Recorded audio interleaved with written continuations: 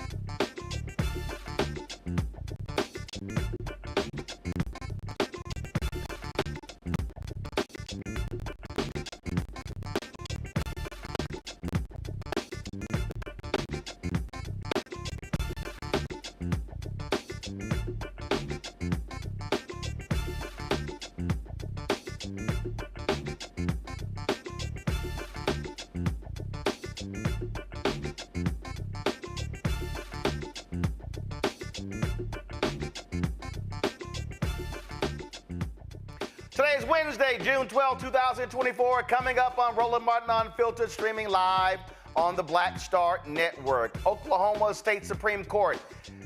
They've struck down a lawsuit from the last known survivors of the 1921 Tulsa Race Massacre, who were seeking reparations from the city of Tulsa for the victims and their descendants.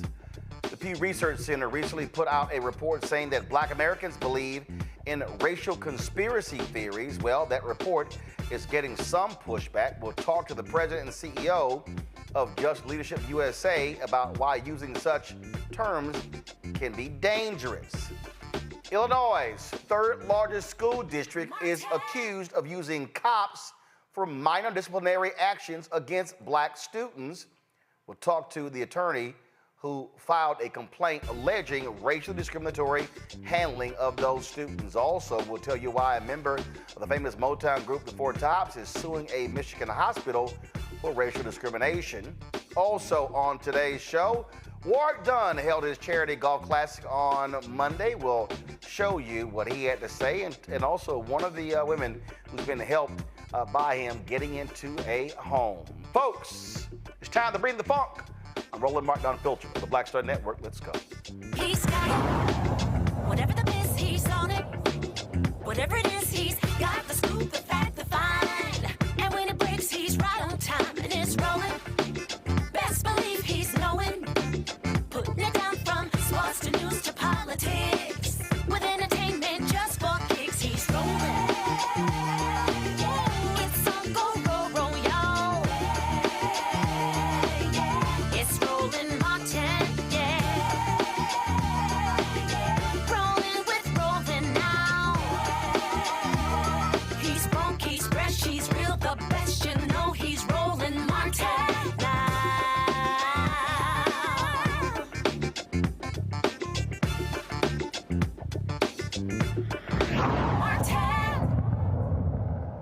The Oklahoma Supreme Court says the grievances of the survivors of the Tulsa Race Massacre do not fall within the scope of a public nuisance. They have dismissed the lawsuit. This, folks, is likely the last effort these survivors have of getting any reparations as a result of the race massacre in 1921.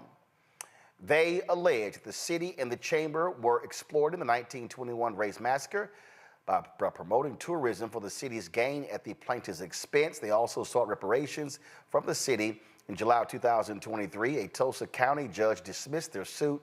Today, the Supreme Court said the plaintiffs failed to justify a public nuisance claim and, quote, a legally cognizable abatement claim. Of course, this is an effort folks have been dealing with for years. I mean, going back more than 2 decades, Johnny Cochran, Willie Gary, and others representing these plaintiffs, and folks have been doing all they can for them to be able to get reparations as a result of Greenwood being completely destroyed in this race massacre. My guest at my panel today is Robert Patillo, host People, Passion, Politics, News and Talk 1380 WAOK out of Atlanta. Rebecca Carruthers, Vice President, Fair Election Center out of D.C. Derek Jackson, Georgia State Representative from District 68. Glad to have all three of you here. I'll start with you, Robert. You know, it's been an ongoing deal. Here you had these cops, the city, folks with the state destroying this Black section. Tulsa refuses to pay up. The state of Oklahoma refuses to pay up. And so you sit here and go, how in the hell can you destroy Black property of all these Black folks and never have to repay for the damage? And all these courts are agreeing with them.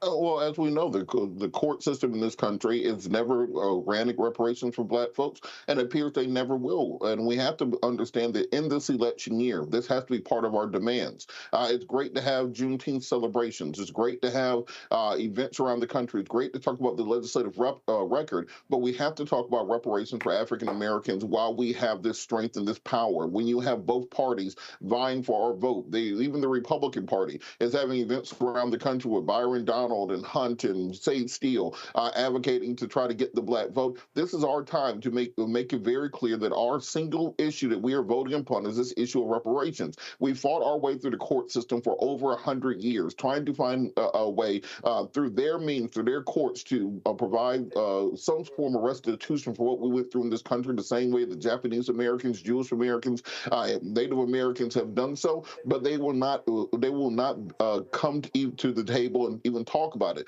We're going to have to do this legislatively, and this is the time that we have to put our foot down and say that as a community, it's either now or never that we address this issue of reparations. And this is about putting pressure on legislators and the city as well. Look, there's an election happening in August, Rebecca. You got an African American who is running for mayor there in Tulsa. I would hope black folks in Tulsa are voting in mass numbers and saying with him at the helm, maybe that will lead to the city doing something. Exactly, Roland. But it also takes more than just having black people in certain key positions. It also, like you said, it requires people actually voting to take action. Here's the bottom line. This is the very reason why Black Americans know that there are two systems in this country, and many of our institutions do not benefit Black Americans. And I know we're going to get into this later. This isn't just a we think or we feel, but it's we know. And this is the latest piece of data where we see Black Americans are being denied something that if it was a different group of people, if it wasn't Black folks pleading this case in court, we know that they would be like, yes, absolutely, we need to pay y'all plus interest. So once again, this isn't just where we think or we have a conspiracy around it, but is an example of what we know and what we see. Look, it is always difficult. I mean, look, you got these two survivors who, 109 years old. They have been battling, they have been fighting for all this time, Derek, and the courts are pretty much shutting the door on them. Roland, when you think about the two last survivors, right? There were three, but the third, Uncle Red died last year. Yes, that's right. And he was 102. So just think about it. Here we have a very profound case where you typically do not have surviving witnesses that's at the age of 109 and 110. I mean, put the legislation aside, because even if we had legislation in place, Roland, you know as well as I, that legislation is only as good as those who will enforce it. And so we have laws on the books already. And this is beyond just a public nuisance issue. People were murdered. Businesses were destroyed. Families were disrupted. And so this is beyond just a public nuisance. This is a call for justice, right? This is beyond just reparations. And there are going to be times, as we're going to get into, I'm sure later on in your show, when we start talking about conspiracy, because Rebecca is right. There are two systems. There is a white system and a black system, because we just watched an individual with 34 felonies did not show up in person to talk to the probation officer. He zoomed in. No one in the history in New York, and being a native New Yorker, Roland, no, you had to show up in person.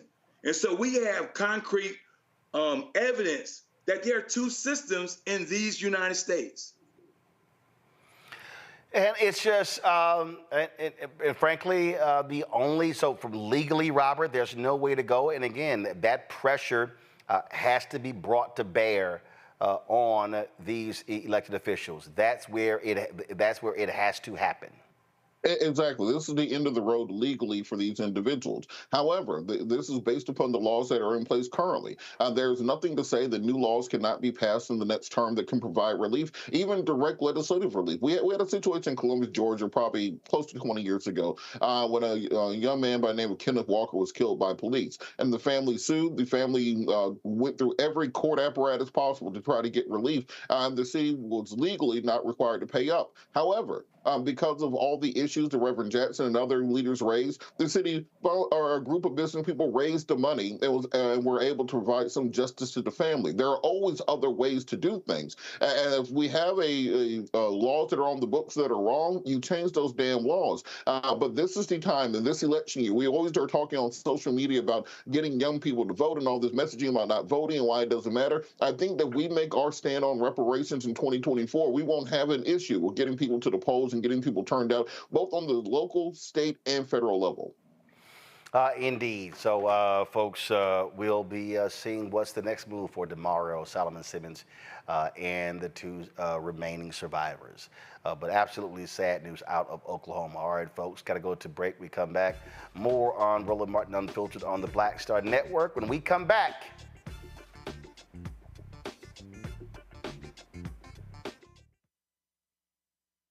Hello, my brothers and sisters. This is Bishop William J. Barber II, co-chair of the Poor People's Campaign, a national call for a moral revival, and president of Repairs of the Breach. And I'm calling on you to get everybody you know to join us on Saturday, June 29th at 10 o'clock a.m. in Washington, D.C.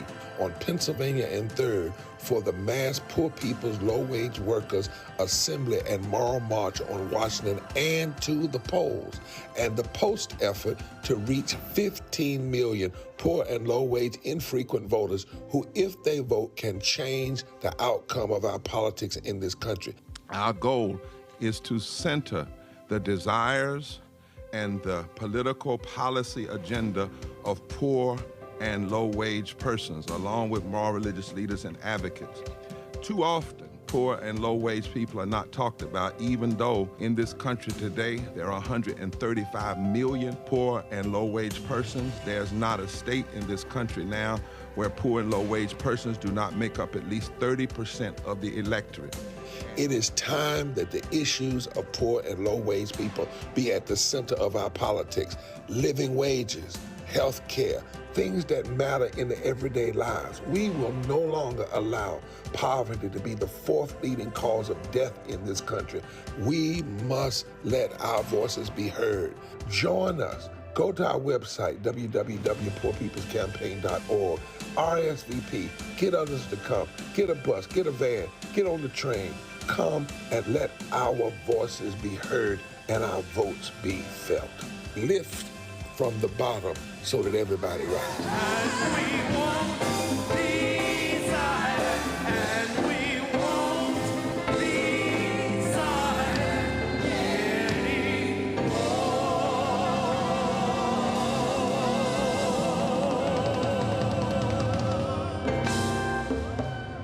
Fanbase is pioneering a new era of social media for the creator economy. This next generation social media app with over 600,000 users is raising $17 million, and now is your chance to invest. For details on how to invest, visit startengine.com/fanbase or scan the QR code. Another way we're giving you the freedom to be you without limits. What's good, y'all? This is Doug E. Fresh, and you're watching my brother Roland Martin Unfiltered as we go a little something like this. Hit it. It's real.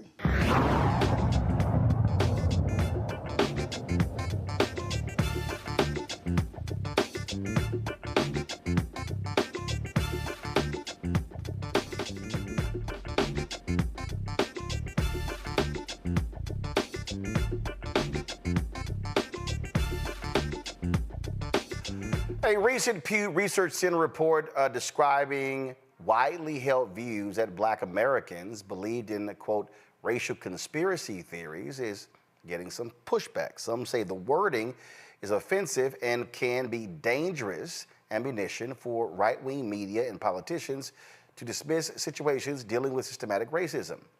The center attached this editor's note to the report, quote, this report is under revision. We use the words racial conspiracy theories as a shorthand and acknowledge that was not the best choice. Deanna Hoskins is president and CEO of the Just Leadership USA, and she joins me right now. So, Deanna, just first of all, explain just your thoughts on this. Why you say this is bad language by them? Thank you, Roland. Actually, when Pew released this report and they utilized the words conspiracy theory at a moment when we have the narrative around election fraud theory, conspiracy, QAnon, the wording of that says that Black people just have a suspicion, and it almost gaslights our reality, systemic racism. And they utilize this word all the way throughout. They acknowledge these are, in fact, issues that have happened in the Black community, but they titled each section of Black America's racial conspiracy theory around criminal justice, around politics, which is harmful at a moment right now. So, and is your fear that as a result of this report, it will just cause folks who are already paranoid to go, oh, see, and start advancing, frankly, more conspiracy theories?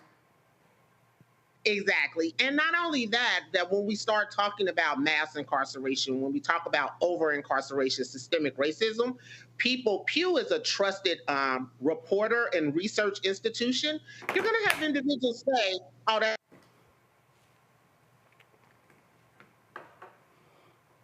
Conspiracy theory. Pew already. I'm sorry, Deanna. Start that comment over again because your signal froze. Go ahead. Oh, I'm sorry. But what it does, it sets up the potential of the public, because of Pew's reputation around research and surveying, to say when we start talking about mass incarceration, systemic racism, to have it really undermine and gaslight to say, oh, that's just a conspiracy theory. Pew has already researched that. So even with the editor's notes that we're revisiting this, it's already out there in mainstream media, and we know people pick up the titles and highlights and keep running with it. Questions from the panel. Rebecca, you first. So my question is, who over at Pew decided that they wanted to spend time focusing on researching Black folks? Did they actually have Black folks involved or Black data scientists involved? Or was it just a group of white people saying, hey, this is interesting about Black folks, so let's, peek into the Black communities and figure out what was going on? Like, I need to know, like, right. That was my first question for this. That was my first question, and I asked my team to look at who is the author of this report, and it is a Black woman. So I went to the theory, all skin folk and kinfolk, because you must not have experienced the history that we have experienced in the Black community. But there again, the quickness of their adding that note when we called them out made me feel as if you knew what you were doing, because you retracted it too soon. Robert. So on that same point, did they look at any other groups and call their valid concerns conspiracy theories? Did they look at Jewish Americans who are fighting against anti-Semitism and say that's a conspiracy theory? Did they go to Stop Asian Hate and call that a conspiracy theory? Or is this, as you said, an intentional effort to undermine the plight of African Americans in this country? I am with you that it was an intentional undermining of the plight of African Americans and continue to allow the systemic oppression. There again, the way it was written, and even in a report, that interview, she said, well, the questions didn't come out that way, but your answers did. Why did you write it that way? Why did you use that language if we are saying the facts that African Americans are over-incarcerated, African Americans have been undermined through systemic racism, but you continue to ask the questions one way, but then you reported it with all of these topics. And each section in the report says Black America believes in the racial conspiracy theory around politics. Each title is deliberate in that utilization of those words. Derek.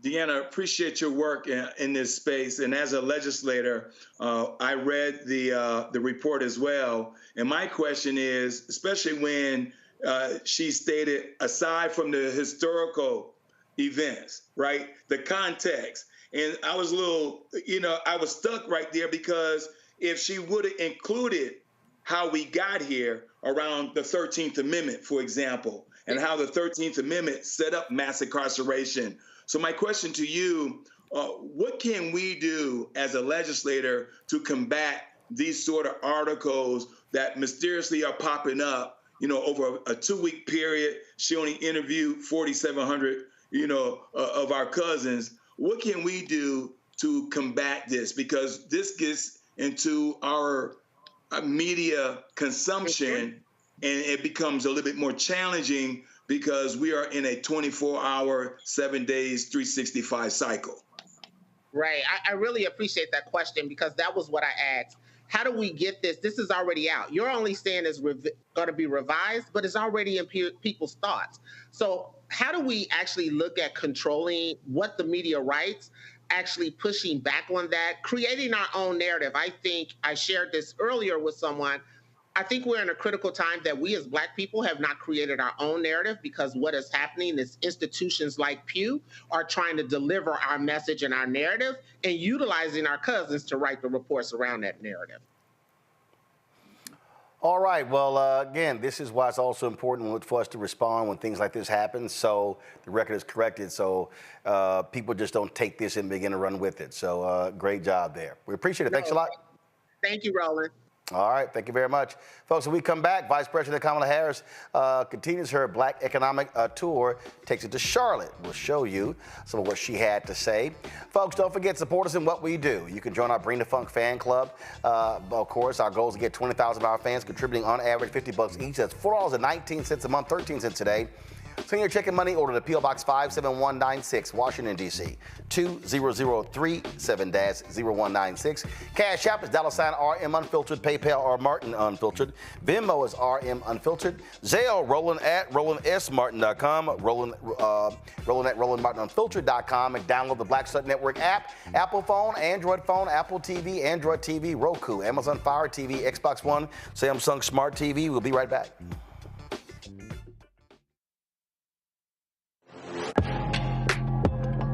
A lot of y'all have been asking me about the pocket squares that we have available on our website. You see me rocking the Shibori pocket square right here.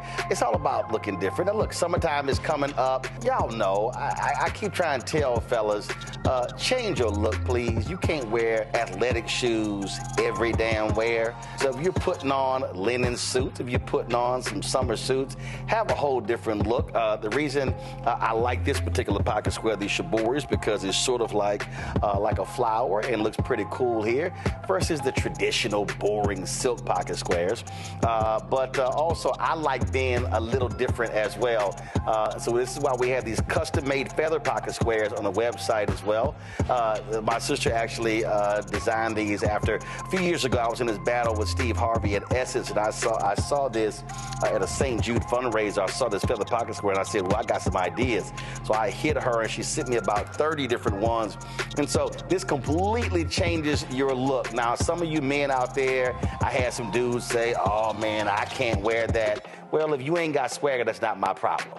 But if you're looking for something different to spruce up your look, fellas, ladies, if y'all looking to get your man a good gift, I've run into brothers all across the country with the feather pocket squares saying, see, check mine out. And so it's always good to see them. And so this is what you do. Go to RolandSMartin.com/pocket squares. You can order Shibori pocket squares or the custom-made pocket squares. Now, for the Shiboris, we're out of a lot of the different colors, and I think we're down to about 200 or 300. So you want to get your order in as soon as you can, because here's what happened. I got these several years ago, and the Japanese company signed a deal with another company, and I bought them before they signed that deal, and so I can't get access to any more from the company in Japan that makes them. And so get yours now. So come summertime, when I see y'all at Essence, y'all could be looking fly with the Shibori pocket square or the custom-made pocket square. Again, RolandSMartin.com/pocket squares. Go there now.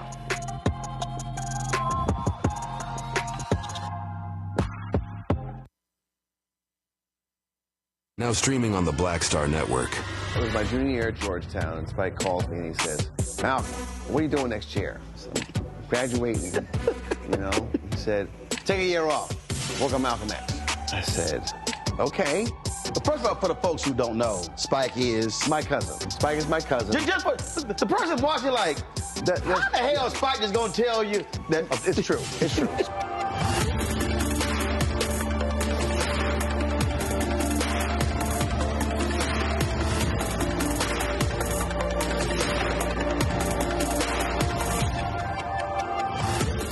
This is Reggie Rock Byford. You're watching Roland Martin, unfiltered, uncut, unplugged, and undamn believable.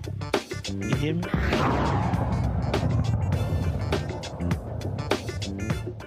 Vice President Kamala Harris continues her Black Economic Opportunity Tour. She stopped today in Charlotte, North Carolina. The tour highlights the Biden administration's efforts to increase opportunities in Black and minority communities.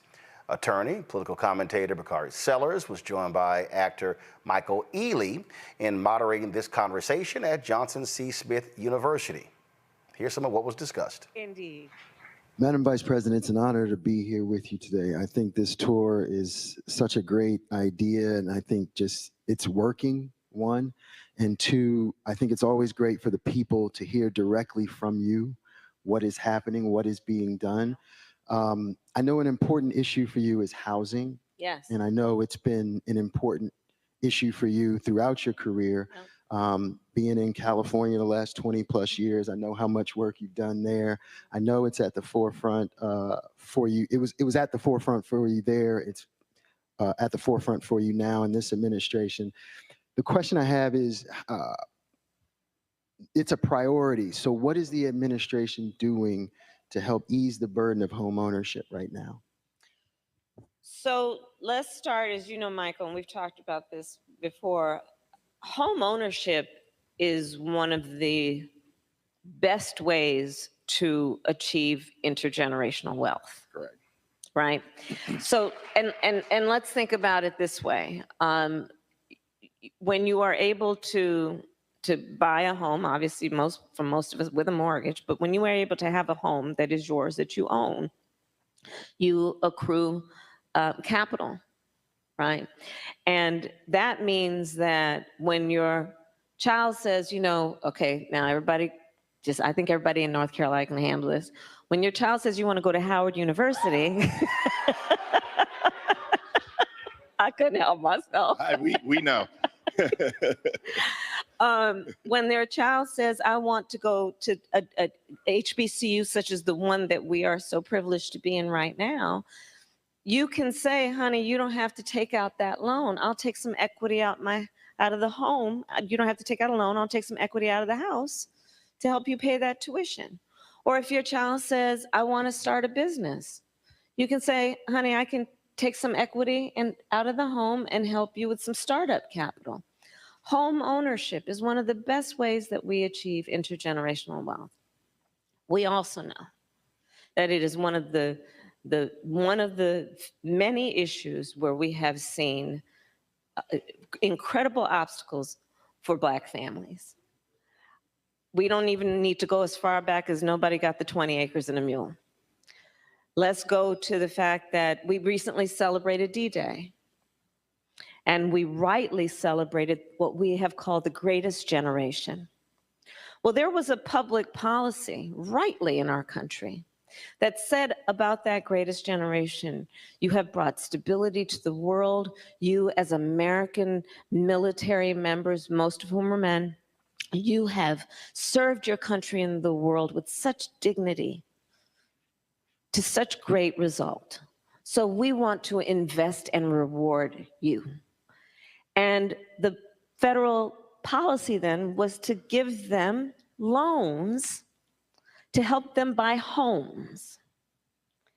And as we know, we had plenty of Black servicemen who served in World War II, but because of discriminatory practices in terms of how those loans were given out, did not receive the benefit of that boost that occurred in our country to help people achieve wealth.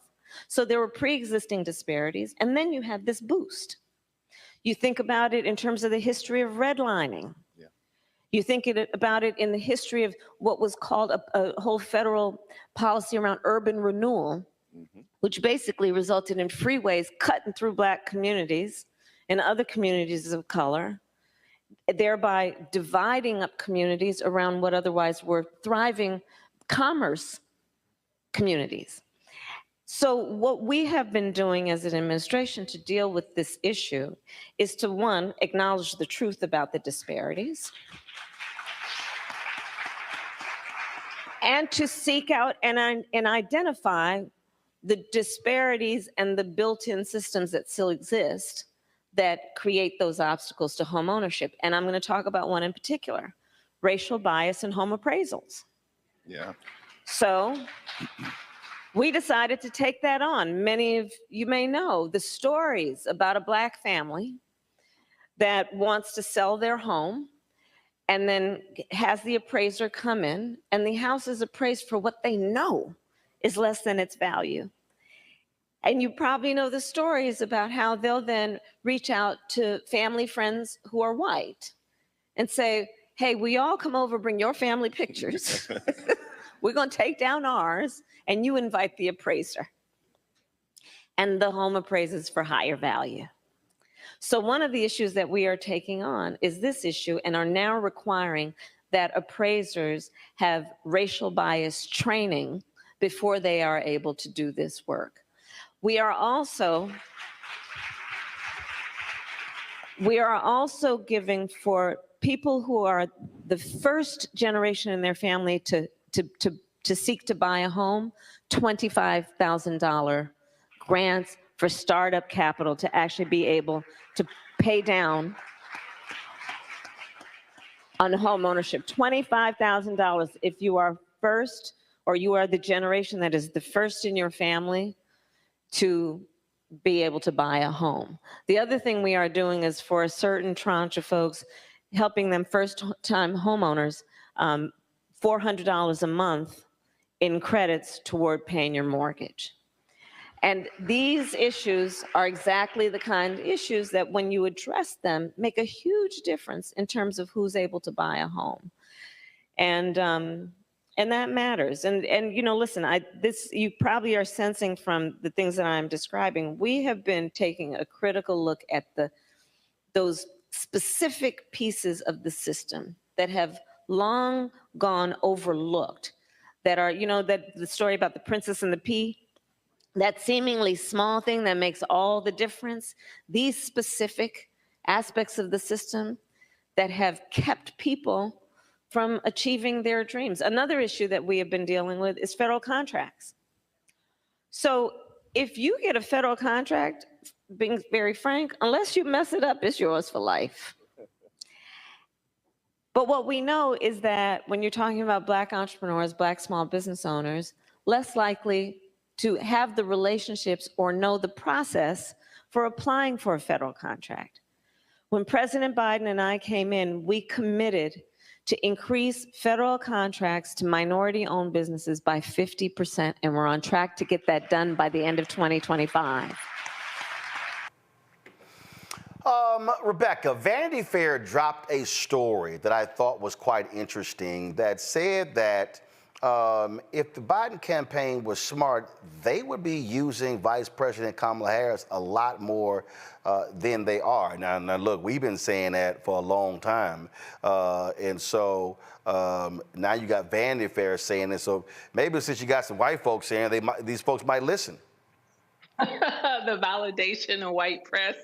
Absolutely, because we have been saying this on this show ever since this administration has started. Now, I will say, you know, to my sword, Vice President Kamala Harris is 40 acres and a mule, not 20 acres and a mule, but I won't split hairs here. But what she's talking about economic policy in a relatable way, talking about the direct impact, especially to Black communities, and that's what's needed. So I would say to Vanity Fair, you know, with all due respect, and start covering it. Because Vice President Harris been talking about this.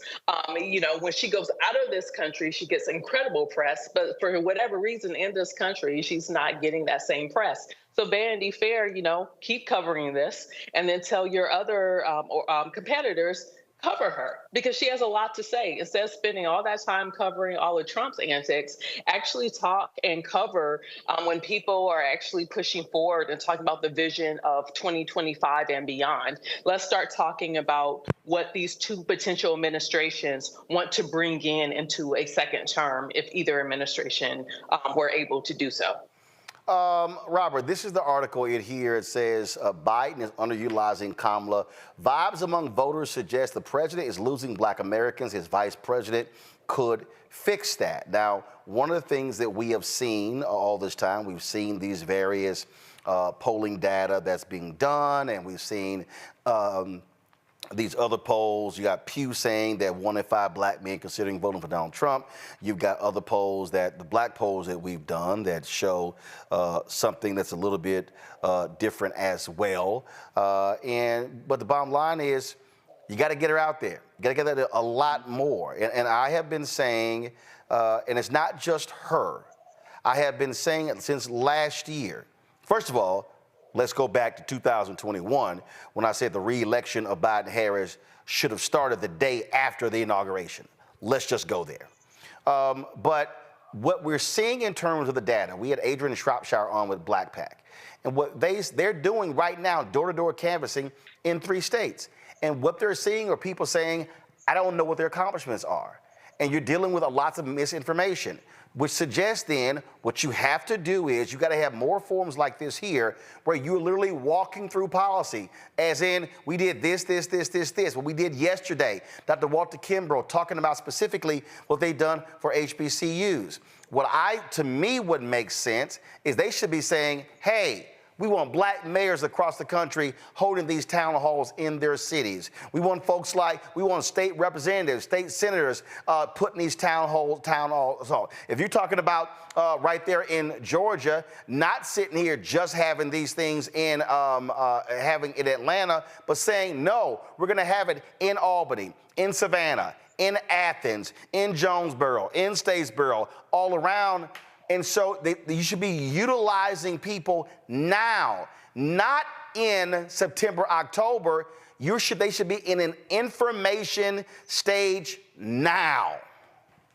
Look, Roland, the dirty secret about politics and Democratic politics in particular is they don't like to pay black people. That's just the reality of the way these campaigns work. They want black folks to be the political sharecroppers. We want you to volunteer. We want you to bring your congregation. We want you to get your community group out here. Meanwhile, they'll have Chad from who's a student at Yale making $250,000 to organize on college campuses at UGA, Georgia State, etc. What they're going to have to do is take that war chest that they have, and as they say, the old Negro spiritual, break bread. It's just the reality that they're going to have to pay to put these forums on, pay to put these ads on black media, pay to make sure that they're getting the type of attention at events that African Americans will be at. It's not going to be enough to simply show up for homecoming and do the cha-cha slide and to the stanky leg this year. You're going to need to actually invest in those communities, invest in building those organizations, and not just simply pay everything to consultants and pollsters and your media people. You have to make sure that you are buying into black communities, spending the money necessary to get those things done. And as Rebecca said, these news networks on the left that report every time Donald Trump sneezes, every time Donald Trump takes a nap, every time Donald Trump farts, and that's not even hyperbole. They literally had live reports on that during the Trump trial. We need them to be at some of these events and actually reporting on it. Put a camera on Kamala Harris for 2 hours and just let her talk in prime time. Give them that free media space, as opposed to this continued infatuation that they have with Trump. Every minute that Stephen Colbert spends speaking about President Trump is a minute that he's actually helping Trump, because all publicity is good publicity. Here's what I'm talking about again. And listen, I don't know how they partition who does what and who controls what. And normally so for instance, you take Kamala Harris, her Twitter feed. Now, you have 2 feeds. There's the VP feed, which is for official business. So today's event was actually, I think today's event was a campaign event. I think it was, or maybe it was part of the White House deal. No, it was a White House deal. So because it was on whitehouse.gov. All right. So here's a perfect example. So let me just do this here. Y'all hold on one second.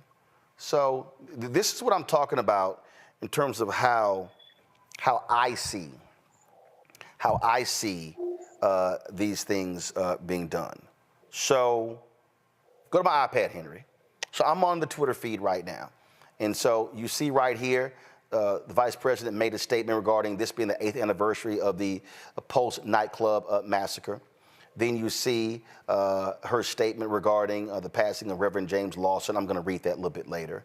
But then you have down here, and you have happening now, I'm speaking with Michael Ealy and Bakari Sellers in Charlotte during the 4th stop of my nationwide economic tour. Okay, so they got the link to the actual video.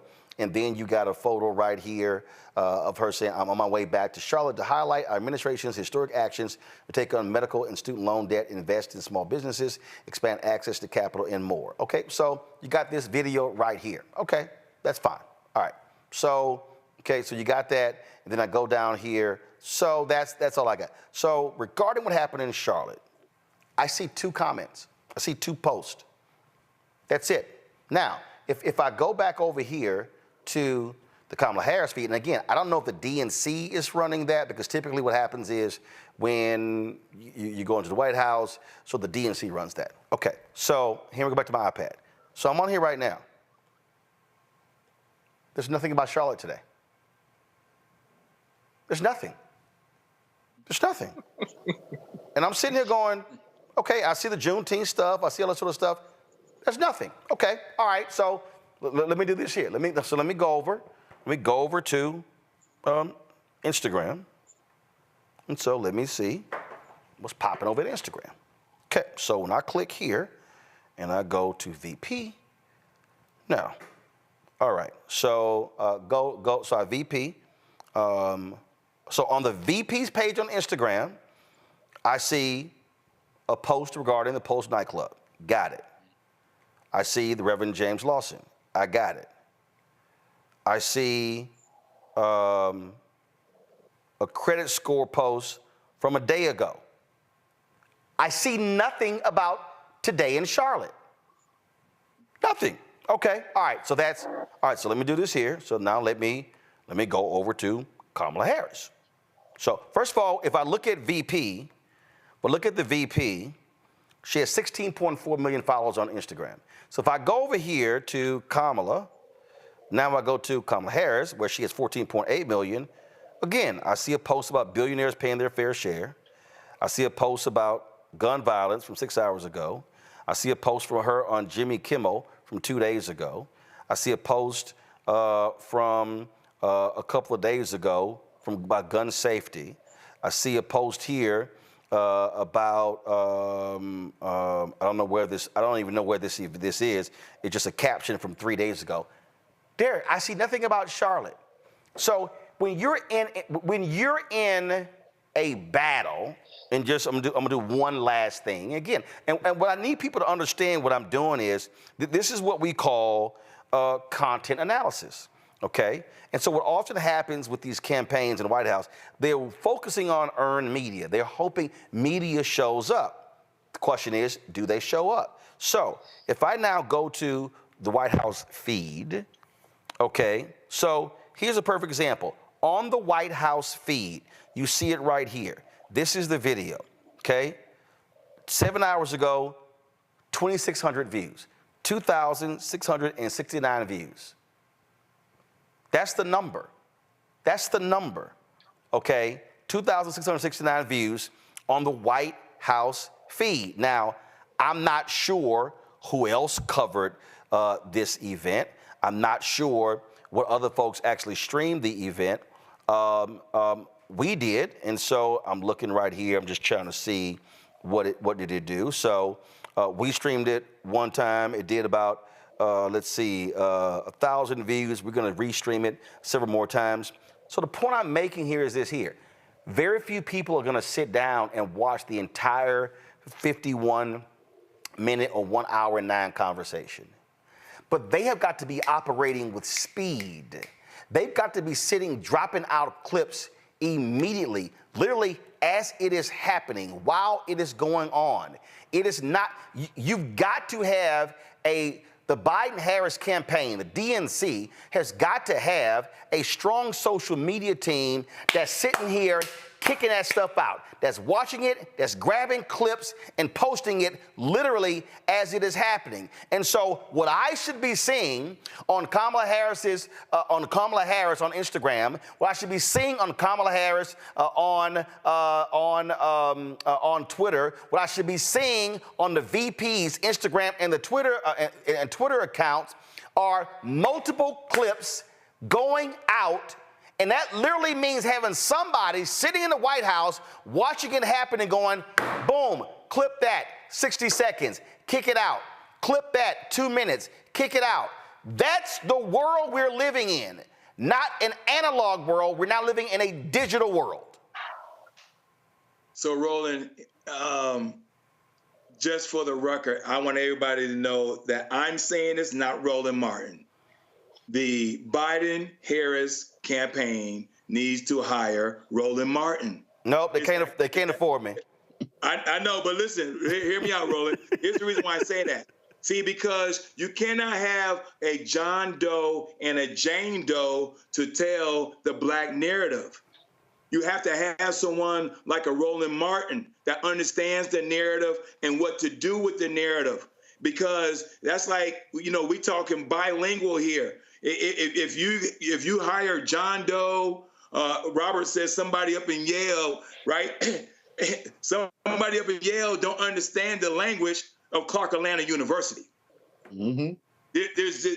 You cannot be bilingual. You just cannot take the 87% black men and the 98% black women and just think that because they always voted democratically, that you're going to constantly give something that they're going to consume, which is the reason why, Roland, every time I go to the barbershop, they keep saying, hey, Representative Jackson, what is it that the Biden-Harris campaign doing for black people?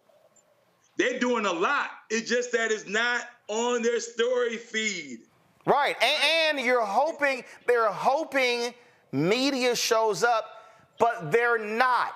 And so if they are not going to show up, what you then have got to do is utilize your own existing platforms, and you've got to also, again, I don't know who traveled with the vice president. And for all the people out there who don't understand when I'm always talking about why folks have to invest, why we got to have advertisers, because here's the reality. The reality is we don't have the resources to travel in the pool. First of all, for people who don't understand, there's a pool feed that costs anywhere to $300,000 to $500,000 a year. That's separate from Associated Press. That's just the pool feed, okay? So if we were getting fair share of dollars, it could be me, or I could actually pay somebody to go on this trip with the vice president, and whether they ride on Air Force Two, or we can actually fly them to Charlotte ourselves, and you know what happened? They're sitting here kicking stuff out. And see how now again, just people understand how these things work. When you do that, when you all of a sudden are thinking about how you drive content, it's very similar to, frankly, what happened when I went to Detroit. So because I was there, guess what? Sure, the feed was going, we streamed it, but I'm doing interviews with other people who were there. In fact, I was actually ticked off because I was in the pool and they pulled us out, and I was like, hey, it's other folks I could be talking to. And so I'd rather not be in the pool. I'd rather not actually, it's great traveling on Air Force Two, but it actually limits what I can actually do in terms of garnering content. What they have to have is, if she's talking in Charlotte, who were the students in the audience who got student loan debt? Where are the videos? Where are them thanking the vice president and the president for student loan debt? Where are the black-owned businesses that were in the audience in Charlotte talking about it? Where are the black state reps and the black state senators and the city council members and the black mayor of Charlotte and the county execs and the others who were sitting in the audience? Where are the clips of them talking about her coming and those things being important? It's called having a media strategy, and I'm sorry, I don't see it. And if you wait until tomorrow or the day after, you've already missed the news cycle. Derek, go ahead and finish your point. Yeah, so Roland, 2 points. That's the reason why we constantly are encountering the question, what is it that they're doing for the Black communities? The second point is great to have celebrities. I get that whole strategy, but it would have been more powerful that you're talking about economic opportunity for all and have Arian Simone, the sister for the Fearless Fund, up there on that stage, right? Because we know what's happening with the Fearless Fund, and talk about when you're talking about economic opportunity for all, you have someone, a small business owner that's trying to do those things for women of color and can talk about a real situation that the administration can deal with. And now that resonates a little bit differently. This is the thing for me here, Rebecca. Again, what drives me crazy is you're in a messaging war. We have the data from polling, Rebecca, that says African Americans are getting misinformation from two major sources, Instagram and TikTok, which means what you have to do to counter misinformation is to provide clean information that's factual. And what you can't do is you can't hope local media shows up and national media shows up. You've got to have a strategy that gets that information to them. And it's just constantly, this is the fourth stop. And I'm now saying this for the third time. And the only reason I'm not saying it for the fourth time, because I was on one of the stops and I did what I'm actually talking about. So, Roland, before my current position, I've worked in campaigns for 20 years. And so from a pure campaign perspective, from being a campaign manager, I've been campaign manager in governor's races, congressional races, city council races, did work in super PACs. There are four things that are missing here. It is your advance team, your outreach team, your communications team, and your strategy. So what needed to happen is the advance team hits the ground, meets with local leaders, meets with different community groups, and meets with different businesses that have had positive impacts from the policies that came out of the White House. Those are the first people you were talking about. So then when you now have your comms team there, they are now working the crowds. They're talking to specific people who have testimonials of the positive impact that they received for some of these policies, and then you're actually able to record it and then push it out. The third area that you're missing is an outreach team where they're now working in the community, working with community groups, helping to make sure that folks on the ground, so everyday people, grassroots people understand this is how this specific policy directly impacts my life, and not just the grass top leaders or the grass top business owners. And then finally, you have the strategists. I'm going to reveal a campaign secret here. So what you put on your social media feed or what you put on what a campaign or a candidate puts on their website, that signals to the outside groups, those who do what's called independent expenditures, independent from the campaign, not coordinating directly with the campaign. But the order of what you preface is you're signaling to all these outside groups who are going to be spending hundreds of millions of dollars on this campaign cycle for Trump or for Biden-Harris. You then signal what is important and you want them to start pushing out and talking about. So it is campaign malfeasance not to have these specific economic tours and these clips. Even back to my second point with the comms team, not having there should be a rapid response group that is traveling with Vice President Harris. That's what a competent campaign does. And let me be real clear. The comms team, it's only a couple of people when she's on the road. Okay, so here's the piece. So here's again how I look at it. If you know that this is and they're doing the best that they can do, which then means what you have to do is, because I don't believe there's anything wrong if you're the DNC national or you're the state Democratic Party in North Carolina to still be at the event, Robert. And then what you do is you're getting that out. And this is real simple. What I'm talking about, There are young people who literally, and hell, I'm 55 and I do this. There are people who literally kick this stuff out with efficiency, who grab it, who can edit, who can put these things together. But again, you cannot be living in a digital world and you're operating in an analog system. You have to be able to sort of drive your own messaging and use your own tools. On Instagram, on TikTok, her stop, if this was a White House event, there should have been clips on it on her VP page and on the POTUS page, on all of their social media accounts. And I guarantee you, you would have had more impressions than the 2,600 that watched the feed on whitehouse.gov. Robert, final comment before I go to break. So I'm going to give a very strange example, because the people I know in the campaign have said that because of Vice President Harris's low poll numbers, that they feel like they can't put her out there as much as we think that she should be out there. Numbers came out this week for the female rappers. Showed that Sexy Red is not the #1 streamed female rapper. She's not the second. She's like 5th or 6th. She has a quarter of the stream to people like Doja Cat and Nicki Minaj. Album sale numbers came out. She sold 28,000 albums in the first week.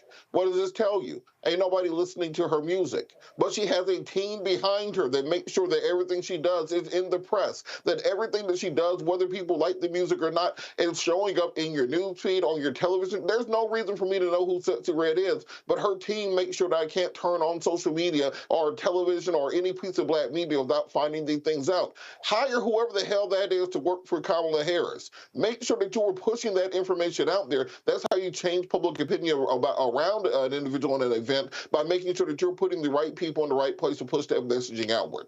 All I'm saying is this is very simple. When you invest with advertising, y'all, this is very simple.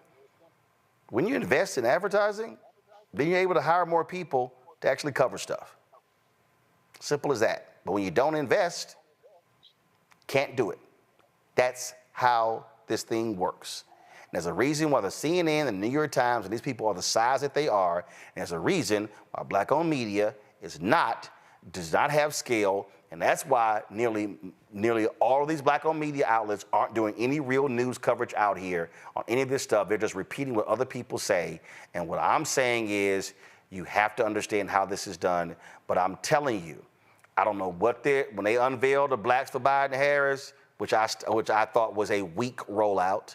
Again, right now, in June, in July, the 3 weeks leading up to the convention, and right after the convention, there should be conversations, town hall type discussions happening in cities, in Milwaukee, in places in Georgia, in North Carolina, in Arizona, in Georgia, and other places as well. And guess what? Utilize technology, have that stuff streamed out, content going out, and take questions. If people are going to sit here and you might not like that question, but still, you can now give the answer. You did that for HBCUs. That's not true. Boom, boom, boom, boom, boom. That's where we have to be at. And so I don't know what the strategists are thinking, but I'm telling you, this is why your black numbers are so low. The data shows you didn't tell a good story in 2021, 22, 23. So now in 24, folk don't actually know what the hell you've actually done in order to make the country better. So that's just some free advice. All right, gotta go to a break. I'll be right back. Roland Martin Unfiltered right here on the Black Star Network. Lots more stuff we got to talk about and cover, folks. And so you don't want to miss that. We'll be chatting, showing you what took place at Warwick Dunn's golf tournament. Of course, he's raising money to help single families get into their own homes. And so we're going to show you some of that. Can't wait for that. Also, we're going to talk about what's happening in Illinois, where cops are ticketing students. The hell is going on there? You're watching the Black Star Network. Back in a moment. Hello, my brothers and sisters. This is Bishop William J. Barber II, co-chair of the Poor People's Campaign, a national call for a moral revival, and president of Repairs of the Breach. And I'm calling on you to get everybody you know to join us on Saturday, June 29th at 10 o'clock a.m. in Washington, D.C. on Pennsylvania and 3rd for the mass Poor People's Low-Wage Workers Assembly and Moral March on Washington and to the polls, and the post effort to reach 15 million poor and low-wage infrequent voters who, if they vote, can change the outcome of our politics in this country. Our goal is to center the desires and the political policy agenda of poor and low-wage persons, along with moral religious leaders and advocates. Too often, poor and low-wage people are not talked about, even though in this country today, there are 135 million poor and low-wage persons. There's not a state in this country now where poor and low-wage persons do not make up at least 30% of the electorate. It is time that the issues of poor and low-wage people be at the center of our politics. Living wages, health care, things that matter in the everyday lives. We will no longer allow poverty to be the fourth leading cause of death in this country. We must let our voices be heard. Join us. Go to our website, www.poorpeoplescampaign.org. RSVP. Get others to come. Get a bus. Get a van. Get on the train. Come and let our voices be heard and our votes be felt. Lift from the bottom so that everybody rises.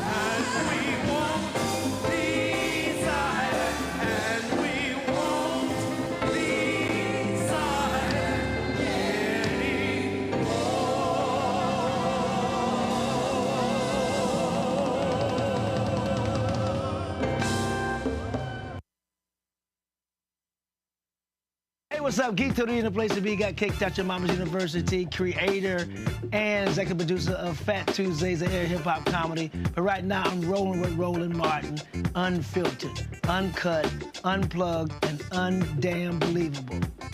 You hear me?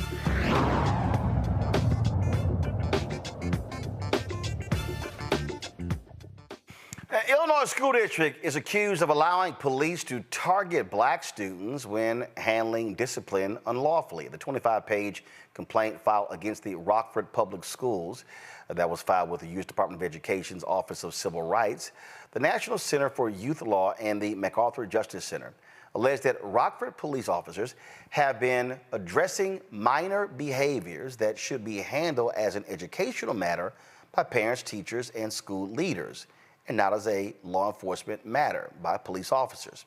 Joining me now to discuss this, Jonathan Smith, the legal director of the MacArthur Justice Center, Nina Manfredo from the National Center for Youth Law, and Zoe Lee, one of the attorneys handling the case. Glad to have all three of you here. So, Zoe, I want to start with you. So, how long has this been going on? In Rockford? To our knowledge, it's been going on for quite a long time. We've tried to ask communities about when they were aware of this issue beginning, and they've said, the ones that I've been able to talk to have all said that this has been going on for as long as they've been aware of. And it's only recently come to light, though, since 2019, when some reporters in Illinois discovered that this issue was happening in Rockford and, in fact, all across the state of Illinois. And we say quite a long time. What are you talking? 1 year, 2 years, 5 years, 10 years? We can't really say because we only have data for, I believe, up until 2019. But we believe that it's been happening based on what communities have said for however long before then. Jonathan, what are the tickets? What exactly are they? What are they actually doing? What type of behavior? Yeah, well, first, thank you, Roland, for having us on this evening to talk about this really important issue. And if I could, just take a moment just to describe for your viewers a little bit about the Rockford School District. So this is the third largest school district in the state of Illinois. We're talking about a district of nearly 30,000 students, over 41 schools. About a third, I think 26% are white, 32% black, 33% Latino, so pretty equally divided among those racial categories. But what that school district has done is bring on school resource officers, which are basically just a fancy name for police officers. So they've brought these police officers into these schools, and they have outsourced discipline to these police officers. So if you are a child in one of these schools in Rockford and you know, yell at a teacher or do something that kids do all the time, the response is not the teacher calling your parent, or like when I was a child, being sent, to the guidance counselor or detention. The response is for a police officer, a Rockford Police Department officer, to come and to intervene and to handle the situation. And what we've seen is that not only are the police officers intervening,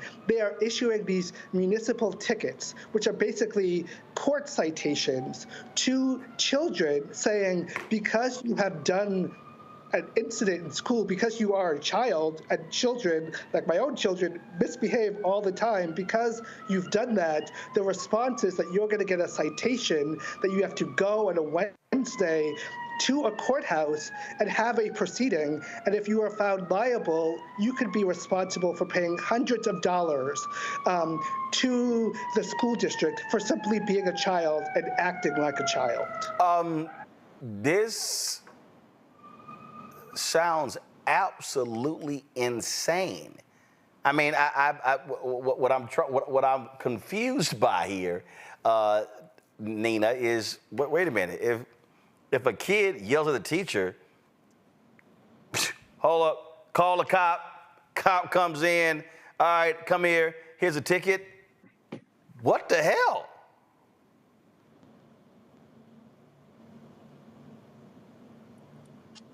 Nina, go ahead. No, that is exactly right. It is absolutely outrageous, and we have seen that kids in Rockford have gotten tickets for showing up at school, and Rockford, when they are maybe suspended or something else, and they go to school and then they get a ticket for that, and we see that, as you said, like kids will get tickets for, just really normal behaviors that happen in classrooms, and that we see in Rockford that Black students are targeted by RPS staff for these referrals to the police that are in the school. Okay, so do y'all have how many tickets? Any idea? How many students, how many tickets, who's tracking this, anything? So I think... Yeah, go ahead, Dina. No, you go ahead.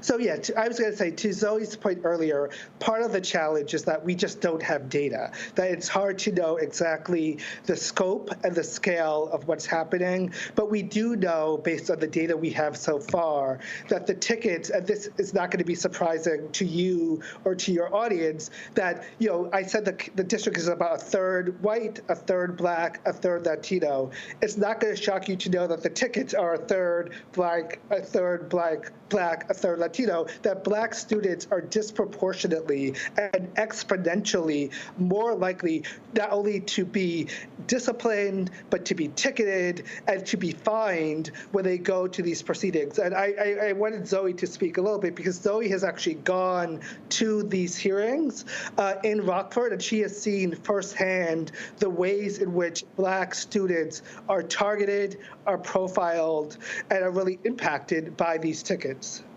Yeah, so first I wanted to say that with regards to the number of tickets in Rockford, we do have data for the recent years. We don't have data for years before 2019. We know that this year, however, and this year alone, as of March 24th of this school year, there were 590 tickets issued in Rockford. Wait, 590 tickets? 590 tickets as of March 24th of this school year alone. Right. So just imagine all the tickets that have been issued before that, tickets 4 years prior that we don't have the data for. The scope it's pretty huge, and I don't think we fully understand just how big it is yet because we've only been able to get data for the recent years. And I have gone to these hearings. They happen on Wednesdays, in the middle of a school day at 1 o'clock. So when a kid gets a ticket, they have to then leave school on a Wednesday to attend these hearings. And I have seen, I want to say I've gone to at least a dozen of these hearings between the months of March and May. I went almost every single Wednesday, and every single time I've gone, when there's a student that gets ticketed, they're always a student of color. In the times I've gone, I've never seen a white student ticketed.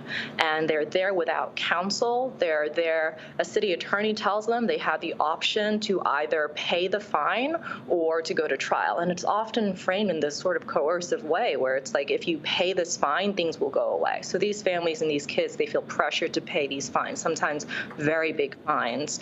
I'm sorry, and when you say very big fines, how much? So default, if a kid doesn't show up, is $750. And many kids don't show up. So many kids have $750? $750, yeah. So it sounds. This is what this sounds to me like. This literally sounds to me like what happened in Ferguson, where essentially this was a money-making This is a money-making operation. That's what this sounds like. No, and I think that's right. And I will say, I actually worked at the Justice Department at the time that we issued our findings in Ferguson.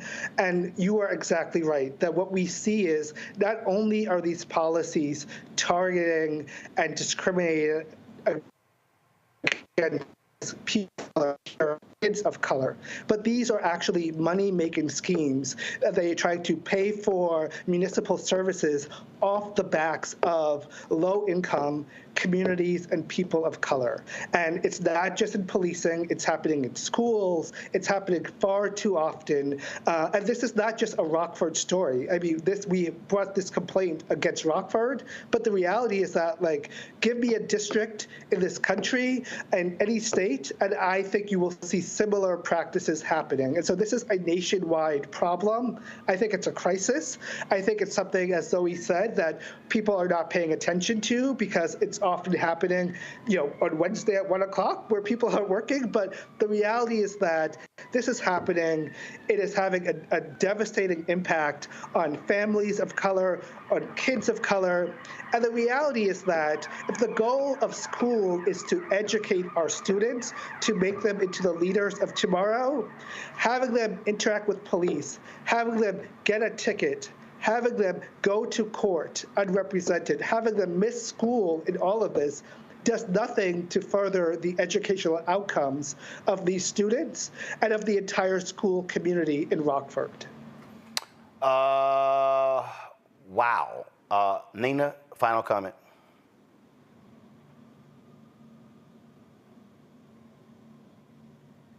Nina, go ahead. I think we got you. I think you're on mute, Nina.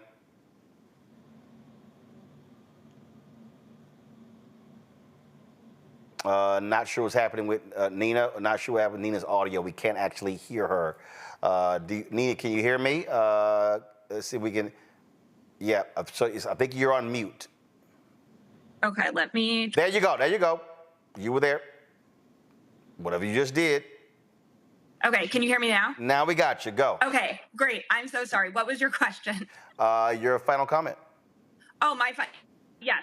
So, I think that what's really important to emphasize is just that, we know that all students can succeed when they feel safe and connected at school. And we know that students who are experiencing this police interaction at school feel less safe and less connected. And especially that's true when they receive these tickets for school-based behaviors. And what we really want to achieve through this complaint is we want all students in Rockford to feel, especially Black students, to feel safe and connected at school. And we're hoping that this complaint is a first step in helping students helping the environment be a place where students can feel that way and can succeed. Absolutely. This is, again, unbelievable. Last question. What's been the response of the school district? Well, when reporters reached out to them from comment, they said that they had no response and would not have a response until OCR, the Office for Civil Rights, reached out to them to initiate the investigation. So the school has been pretty quiet about this so far. All right, go ahead. We're really hoping that once OCR initiates their investigation, this is a thorough investigation and that they will be able to work hopefully with Rockford to identify and solutions to the problem that's ongoing. All right, then. Well, look, keep us abreast of what happens next in the story. Thank you. All right. You know, this here, what we just heard there, Derek,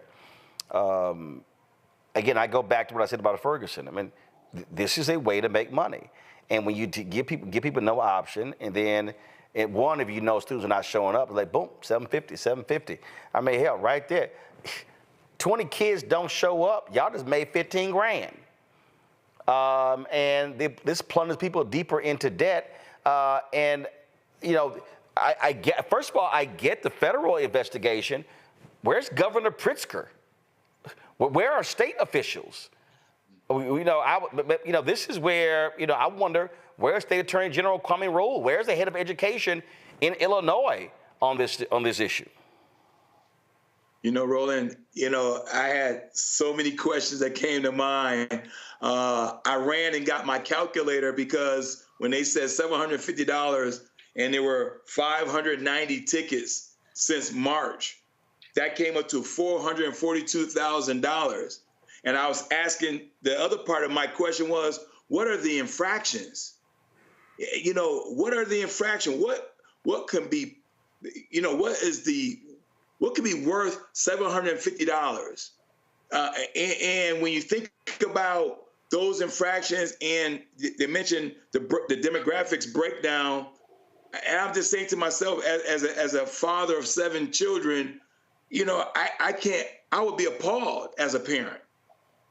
So you're right. It's not just the Department of Justice, Civil Rights Office, but the local community. I mean, it should be an uproar.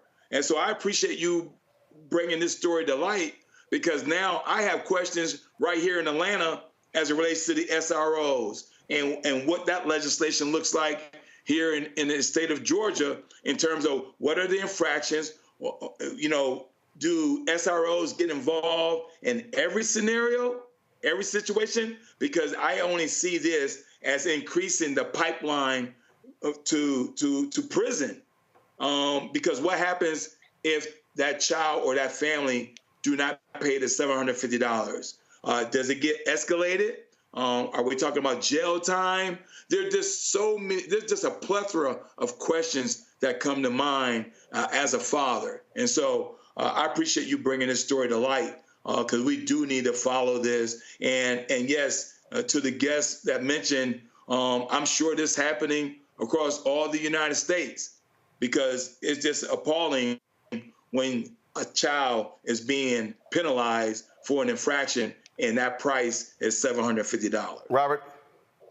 You know, this is an epidemic around the country, that this is just a touchstone. You can look at almost any district as normally along socioeconomic lines, that the poor schools have this sort of enforcement against them, where if poor students have a minor infraction, they're basically indoctrinated into the criminal justice system at a young age, versus the wealthy schools where they would never put Barron Trump into handcuffs because of something he did, or Chelsea Clinton or any of those children. This is only something that's done to poor kids in this country, and we have to start reforming our system to stop considering our schools to be almost holding tanks and holding areas, but rather institutions of education. And this is a place where we're going to have some federal guidance coming into place when we're talking about other things the administration can do that will put some national standards on how we treat children instead of treating them like they're the future inmates of America.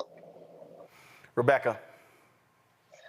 You know, Robert and Derek are right, but I'll also add this system isn't broken. It's doing exactly what it was designed to do. Anytime you have an institution that was designed in racism to figure out ways to take the freely, the formerly enslaved Black folks and make them free, and then now you have a system designed to round them up, stick them in prison, make money off of basically slave labor in prison, then it's literally doing what it's designed to do. So even from a public policy perspective, why in the hell would you put SROs into public schools? It does not make any sense at all because it further entrenches the school to prison pipeline. So I would never say the system is broken. I'm saying it is efficiently and very fast doing what it was designed to do, which is to further incarcerate Black people in this country. All right, folks. Hold tight 1 second. We come back. The Virginia NAACP is suing a school district that wants to bring back Confederate names on some of the schools. We'll tell you about that when we come back. Roland Martin Unfiltered on the Black Star Network. On the next Get Wealthy with me, Deborah Owens, America's Wealth Coach, Dexter Jenkins is a faith-based financial mentor with more than 20 years in the financial services industry. He's passionate about helping families build generational wealth. Even though I'm talking about things like prayer, I'm talking about things about reading the word, I'm talking about things like fellowship, I'm talking to members who are dealing with losing their houses, or I'm talking to members who, because of a lack of the handling their finances, they're working 2 and 3 jobs. And so what I'm finding is that they're not coming to church because they don't have a handle on their finances. We're talking how to get wealthy through faith and our finances on the next Get Wealthy, right here, only on Black Star Network. On a next, A Balanced Life, we talk about how to get in touch with your feelings, emotions, how to find your North Star, and how to move your life along. Because oftentimes what we'll do is we'll accept what the world says about us as the truth and how we see ourselves, which that could be completely contrary to what the Word of God says about who you are. That's on the next, A Balanced Life, here on Black Star Network.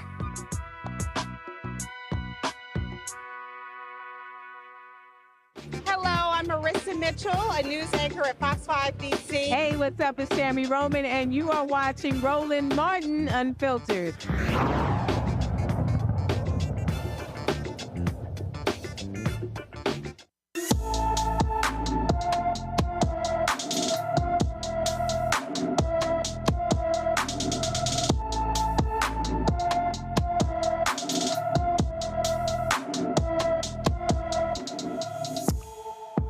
Isabella Cordero has been missing from Philadelphia since May 20th. The 12-year-old is 5 feet 5 inches tall, weighs 140 pounds, with brown hair and brown eyes. Anyone with information about Isabella Cordero should call the Philadelphia Police Department at 215-686-8477, 215-686-8477. The Virginia NAACP is suing a county school board for rebranding schools with Confederate names. The lawsuit alleges that the Shenandoah County School Board violated the U.S. Constitution Title VI of the Civil Rights Act of 1964 and the Equal Education Opportunity Act by renaming the schools. On May 10th, the Shenandoah County School Board reversed a 2020 decision by a previous board to rename 2 schools after Confederate generals. In 2021, the schools on the Division South campus, which included North Fork Middle, were renamed Stonewall Jackson High School to Mountain View and Ashby Lee Elementary School to Honey Run. The plaintiffs seek to remove the Confederate names, mascots, and mics and relics and to prevent any future school naming, including Confederate leaders or references to the Confederacy. So you had this school board who makes this decision. You had elections that actually took place as well. And what's crazy to me here is they actually think this is a good idea. And in fact, you've got so many other leaders who've spoken out on this. And this goes to show you right here, Rebecca, what I keep saying, who are the folks today? Republicans love talking about, Democrats built the KKK and Democrats were supporting slavery. Who are the people today that's full-throated support of the Confederacy? Republicans. Better not tell that to Byron Donalds. You know, so where's the Pew Institute, the Pew Research Institution with this? Like, I'm still tripping off of being told that it's all conspiracy theories in my little black head, because I understand that there's certain institutions and mechanisms of power in this country that do stuff to the detriment of black folks. This is crazy. We know what it is, and shame on that school district for thinking it's okay, because it's been 4 years since we had the racial awakening, to think that we're going to forget that we demanded for all these Confederate flags, Confederate statues, and other Confederate weird memorabilia to come down. It does not deserve a place in modern American society. Robert? You know, it's interesting to me because it's only these Confederates that have this certain fetish for the losers of history. They're not trying to, you're never going to see them have a Hitler high school or a Stalin high school or Pol Pot high school, but it's because they have this fetish that somehow the South will rise again in their minds, and they'll be able to restore the great days of Dixie, when the blacks were on the plantation happily singing and they were just on top of the world. And they have to keep hearkening back to this time. You see this in dying empires often, this reverence for what they consider to be the Pax Americana, when the South was truly a place where the white Southerners believed they were in complete dominion above African Americans. I ask these people, why? Why is this so important to you? Why are these Confederate generals so important to you? Why is it so important to harken back to this time? And it comes down to one thing. They want to believe that one day we will return to that period of white supremacy. And so it's important to continue to fight against these symbols, because once you begin to normalize it, once you begin to allow them to change the story, as we're already seeing them begin to change the story of history right now, that is how you allow these things to rise and metastasize again. If you notice, for Jewish Americans and the Jewish community internationally, they don't let anything slip when it comes to anything regarding the Holocaust or Nazis or what happened to them. We have to be just as vigilant when it comes to our history and our legacy, because the past has a habit of repeating itself. Derek? You know, one of the things, two things I would add, you know, today news broke that how the Republicans going to use Georgia as a test for this year's election. And I'm like, well, why Georgia? Well, because in Georgia, they have a Republican governor. They got a Republican lieutenant governor that is indicted. He's one of the fake electors. And already in Fulton County, they tested this whole thing about the system is rigged. And so while they're doing something in Virginia, they try to, basically, Roland, distract us on what they're really trying to do as it relates to Project 2025.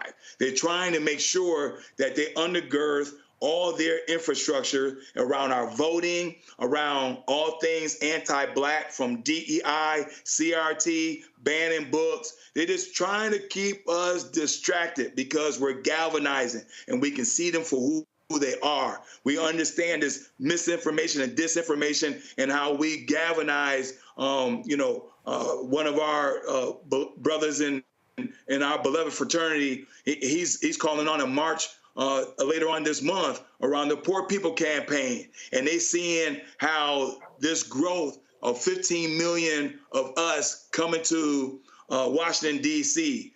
and speaking our truth. And so that's the reason why they just trying to enshrine all those things of the past. They don't want to talk about the past because it makes their grandchildren see them as a very ugly creature. And so these same folks who want to relive wherever they want to go back to, Jim Crow or back to Reconstruction period, they're trying to hold on something that's slowly but surely slipping away, because the browning of America will continue to grow. And that's what it is. Folks, let's go to Arkansas, where the Lawrence Act is being challenged by a new lawsuit claiming it violates the state constitution.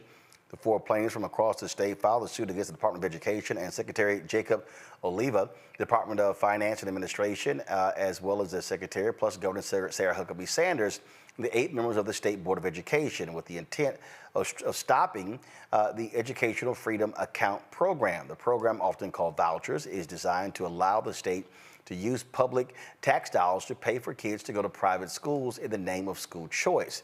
The plaintiffs contend that the funds for the vouchers will be taken from public schools, going against the Constitution's requirement that the state maintain a system of free public schools, and that school funds under the state can be used for anything other than public schools. What we're seeing here, we're seeing Republicans all across the country, Robert, do this. They're focused on, you see it in Texas, Governor Greg Abbott held up funding public schools to force him to pass his voucher bill. It failed. What he then did targeted those Republicans that voted against it, and a number of them lost for re-election. We see it happening in Tennessee. We see it happening in Pennsylvania and other places. And look, I'm somebody who supports school choice, but I believe school choice, I believe programs like this should be for the least of these. It should be for the people who are in schools that have the highest failure rates, as opposed to allowing, frankly, white suburban parents whose kids don't even go to public schools to get more of that money for them to go to private schools.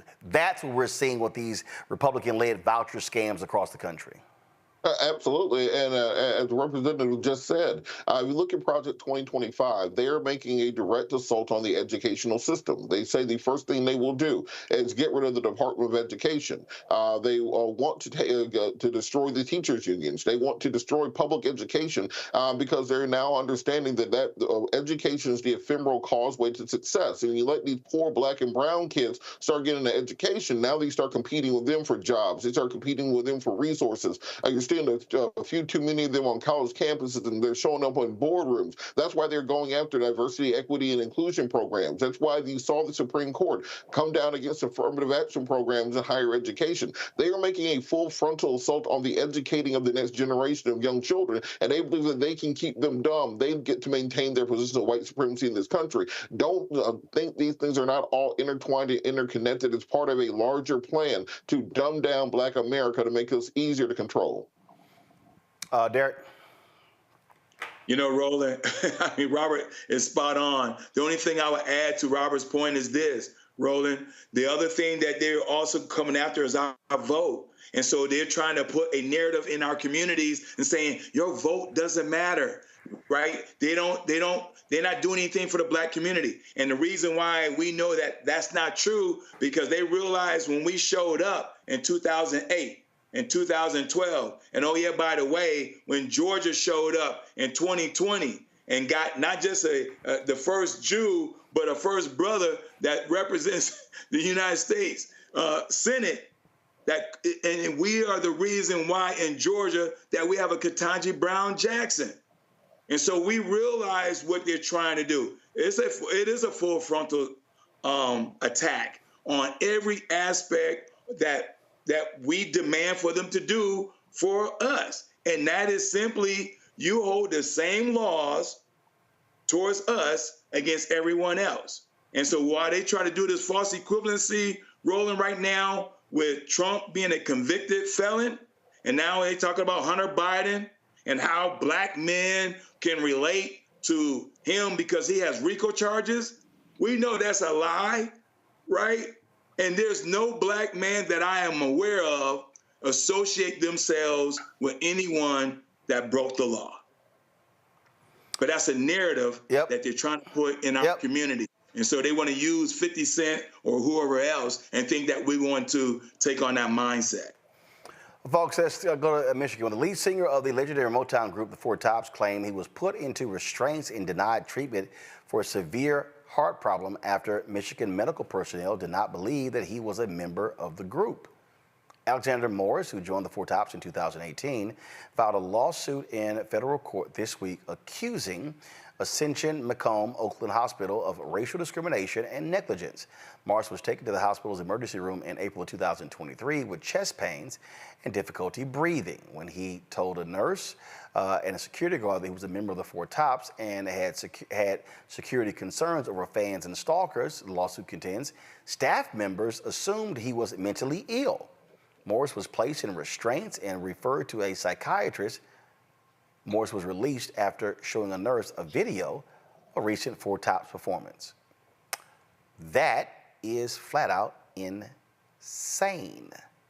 All right, folks, when we come back, Warwick Dunn is doing the work of helping single mothers get into homes. I was in his golf tournament on Monday, and we're going to show you some of that good work that he's doing here for him as well. You're watching Roland Martin Unfiltered on the Black Star Network.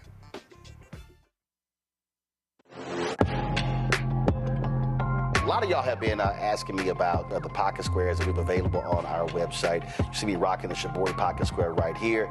It's all about looking different. Now look, summertime is coming up. Y'all know, I keep trying to tell fellas, change your look, please. You can't wear athletic shoes every damn wear. So if you're putting on linen suits, if you're putting on some summer suits, have a whole different look. The reason I like this particular pocket square, the Shibori, is because it's sort of like a flower and looks pretty cool here versus the traditional boring silk pocket squares. But also I like being a little different as well. So this is why we have these custom-made feather pocket squares on the website as well. My sister actually designed these after a few years ago. I was in this battle with Steve Harvey at Essence, and I saw this at a St. Jude fundraiser. I saw this feather pocket square, and I said, well, I got some ideas. So I hit her, and she sent me about 30 different ones. And so this completely changes your look. Now, some of you men out there, I had some dudes say, oh man, I can't wear that. Well, if you ain't got swagger, that's not my problem. But if you're looking for something different to spruce up your look, fellas, ladies, if y'all looking to get your man a good gift, I've run into brothers all across the country with the feather pocket squares saying, see, check mine out. And so it's always good to see them.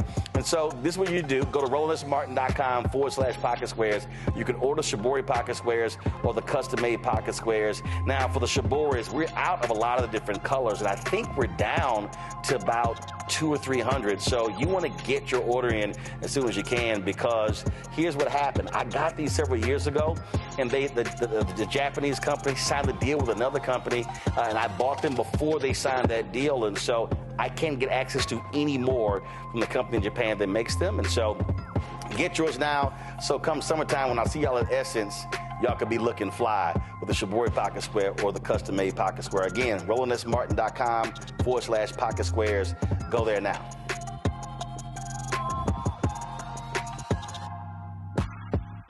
Hey, yo, what's up? This is Mr. Dalvin right here. What's up? This is KC. Sitting here representing the JODECI. That's Jodeci. Right here on Roland Martin Unfiltered.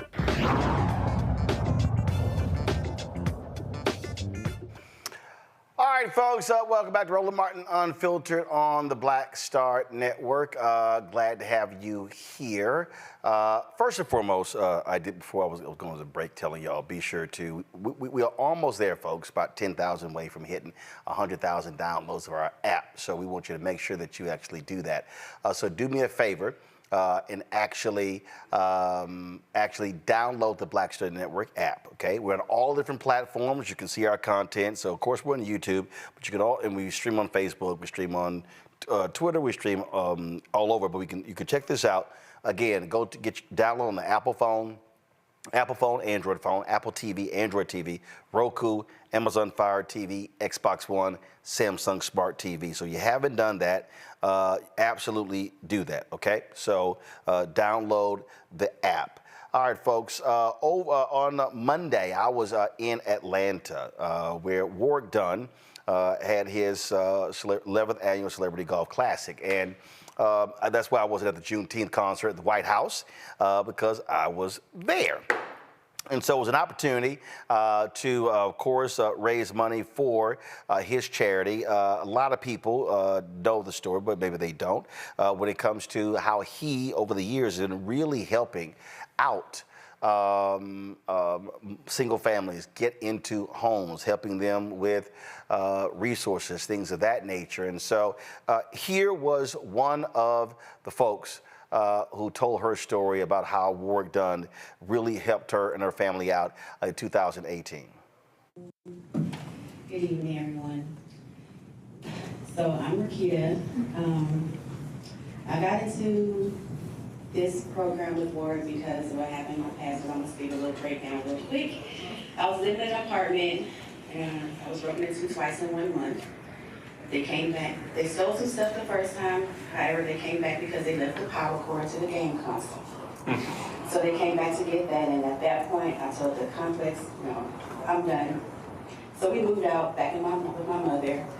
I applied for Habitat for Humanity with Southern Crescent in 2015. While going through the program, I did a lot of volunteering, helping application workshops, painting homes, cleaning, working at the restore that they have. I wanted somewhere stable for my kids and I to have, to put roots down and start to make great memories to last a lifetime. We're blessed to have our home built. At the time, my kids were 8 and 12. They're now 19 and 15. While in the building process, unbeknownst to myself, but my mother knew, Oregon Charities had chosen my home, which is their 151st home for the holiday recipient in November of 2016. So on the day of, I got a call to go back to the office instead of going straight to the house for the home dedication that I knew was happening. I'm like, why am I going here instead of just going there? I don't even know that paperwork to do. I'm like, okay, more paperwork, okay. So then I'm like, okay, we're ready to go. We're just sitting here not doing anything. Okay, we're gonna go. So I didn't know that there was another way to get into my subdivision. So I was like, where are we going? So as we pull up, I see cars lined down the road. I was like, somebody's having a big event this time of morning. So I was like, what's going on? So we get close, and I'm like, wait, that's my yard. Like, who are those people? So we get closer. So Jennifer, she no longer works with Habitat. She's just smiling and carrying on. And I see this person walking through the yard. I was like, oh my.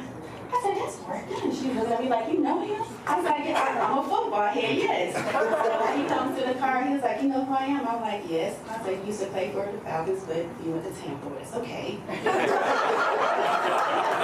he was like, am I retired or still playing? I said, no, you're retired. I know a little something.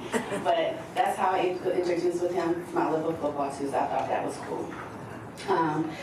So we did the dedication and everything. I was saving my money, giving this to my mom like I was still paying rent because I wanted to buy furniture, brand new. I had gave everything in my storage away because I felt like somebody else could use that more than me. And so when Ward gave the keys and I opened the door, it was a river flowing because I didn't know that every room was done, down to details that I wanted, the little fireplace with the TV console, to food in the refrigerator, the cabinet. It's like I didn't have to buy some items for like a year after we moved in there, so thank you for that. And during that process, there was one person that always said, oh, you can't ever hold water, you always tell them something before something happens, which is my mom. She didn't say anything. So that was her biggest challenge. And so when it finally happened, she was like, see, I told you were blessed and you know how blessed you were. My two favorite animals are butterflies and elephants, so they took that and hid. My silverware has butterflies on them. And my bathroom is decorated with the royal elephants. So in closing, I would like to thank God for letting work done into charities and supporters to help me make having my first home an amazing experience, even though I cried like a baby. Till this day, I can call him or Nancy, ask him questions, get ideas. He came to my son's graduation. Nancy came to my son's coming home party using the National Guard. So she came to that. So they keep in touch with us and make sure that we're still doing good. So from my little family, Khalid, my son, Zari, my daughter, who's over there as well, we thank you for everything that you do and continue to do.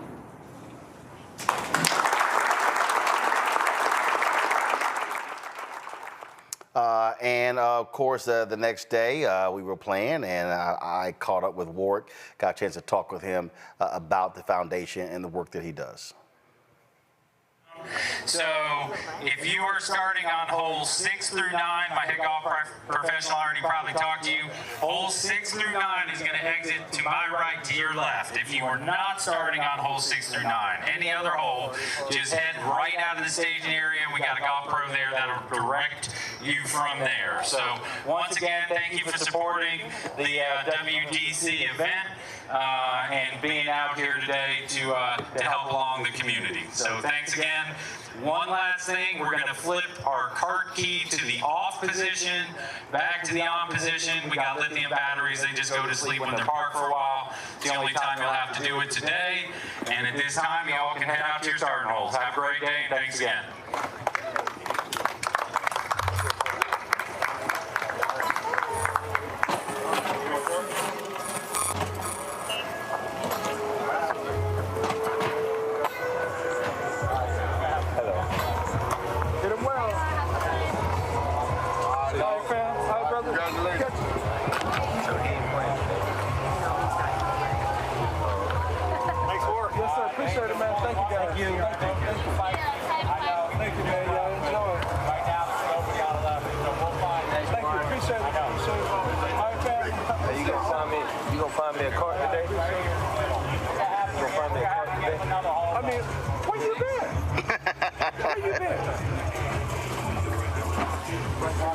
I was on time just to hear your speech.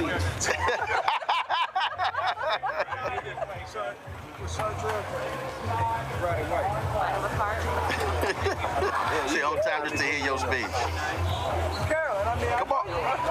Calm down.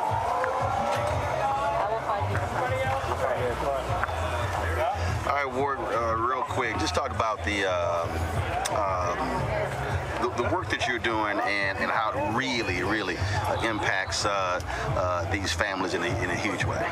Well, everyone knows about, everyone thinks I give away houses and I don't, but I do help single-parent families who are becoming first-time homeowners by giving them $5,000 down payment assistance and fully down payment assistance to help create a more balanced, stable life for themselves and for their kids. And thank you. And I grew up in that environment, and that was my mom's dream of homeownership and never having an opportunity to achieve that dream. I've started this program it'll be 27 years in November, and we've been able to help 223 single-parent families who are becoming first-time homeowners. Hi, babe. Yes, sir. Appreciate it. Yeah. Yes, sir. Thank you. Yeah. So, how you doing? Appreciate it. And how does it feel when you see the look on the face of these kids and the adults? Oh yeah. I agree. Y'all be good. No, it's life changing. Once you hand the keys over to the recipients, I mean, you see their reactions. They are like so thankful. It's we always try to do a surprise. Some people know about the program, but when you hand those keys over, that is a life-changing moment. And when they get to walk through that door, I mean, you're speechless. I mean, it's one of those opportunities and memories that no one would ever forget, because now you've gotten the keys to your home, but you get to open that door and you walk through and see all the things that we have done in their home, and we've tried to tailor the home to those individuals. So we're trying to personalize more things and just create a much more stable environment long time for families, so that the outcomes of kids are they're performing better in school, much more engaged in their community. It's better relationships with the parents, and it's just a lot of benefits to having a stable house that kids can grow up in and create memories in. So it's just it's definitely special. Last question. A lot of people really don't understand a lot of the things that current and former athletes are doing out here in the community. I cover a lot of this stuff, and people just don't really understand their impact. Yeah. It goes beyond sports. Yeah, well, everybody just looks at us as athletes and not as human beings a lot of times. And for myself, I love sports. I mean, I grew up playing sports and all those things, played professional football, but my passion is really the people. I was passionate about football, but it wasn't my life. And my life is really about how do I, impact, take care, or give people an opportunity, because I don't believe in giving anything to anybody. We all have to work for the things that we have. So if we could help people help themselves, I mean, that's what it's really about. There's a lot of athletes that are doing a lot of great work, and I think they need to get that notoriety and really, show that, we can be great athletes and we can, make some money, but we do care about our communities and we do want to give back. We do want to help people.